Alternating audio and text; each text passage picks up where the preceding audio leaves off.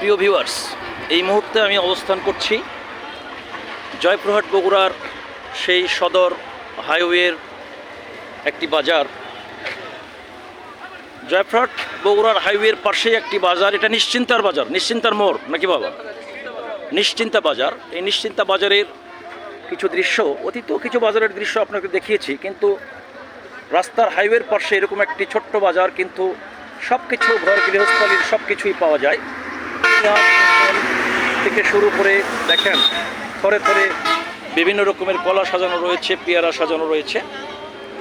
এই রাস্তার পাশের বিভিন্ন বাজারগুলোই মানুষের জীবনের প্রাত্যহিক চাহিদার একটি অংশ মিটিয়ে থাকে। এই বাজারগুলো আসলে তিলোত্তমা হয়ে গড়ে উঠেছে রাস্তার পাশে, যা গ্রামীণ সমাজের থেকে শুরু করে শহরের প্রত্যেকটা মানুষের চাহিদাকে পূরণ করে থাকে এই বাজার। তেমনি এই নিশ্চিন্তা বাজার একটি রাস্তার পাশে হলেও প্রতিষ্ঠিত একটি বাজার। এখানে সব ধরনের দেখেন সুন্দর সবুজ পুঁই শাক, লাল শাক থেকে শুরু করে লেবু, সব চাহিদার সব কিছুই আছে। এই চাচা আমাকে দিতে চেয়েছে শাক, দিবে ইনশাল্লাহ, তাই না চাচা? দিবেন তো নাকি? একটু কম টম ধরেই দিবেন, মন নরম করে। একটু পট্টা নাই, হ্যাঁ লাভ আছে, তবে পট্টা কম হবে নাকি? লাভ আছে, পট্টা কম হবে।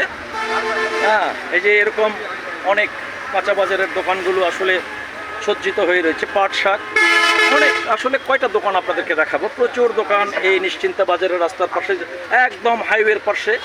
হাইওয়ের দক্ষিণ কার্নিশ ঘেঁষেই এই নিশ্চিন্তা বাজারের কাঁচা বাজার থেকে শুরু করে প্রাত্যহিক জীবনের অনেক কিছুই এই বাজারে পাওয়া যায়। অনেক, কতটুকু রাস্তায় বা ঘুরে আপনাকে দেখাতে পারি অল্প সময়ের মধ্যে, যা পারলাম তা আপনাদেরকে প্রতিশ্রুতির ধারাবাহিকতায় এই বাজারগুলো দেখানোর একটি অভিপ্রায় রাখি।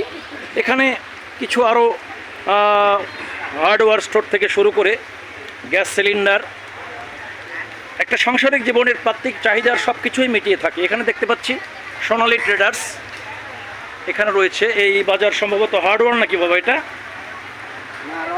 রড সিমেন্ট থেকে শুরু করে সব কিছু এই নিশ্চিন্তা বাজারে পাওয়া যায়। তো প্রতিশ্রুতি ধারাবাহিকতায় এই নিশ্চিন্তা বাজারের কিছু আপনাদেরকে দেখানোর চেষ্টা করলাম। আবারও কোনো এক সময় কোনো এক প্রেক্ষিতে আপনাদের সঙ্গে সাক্ষাৎ হবে। আজকে এ পর্যন্তই। সকলকে সালাম, শুভেচ্ছা এবং অভিনন্দন। আসসালামু আলাইকুম রহমতুল্লাহ।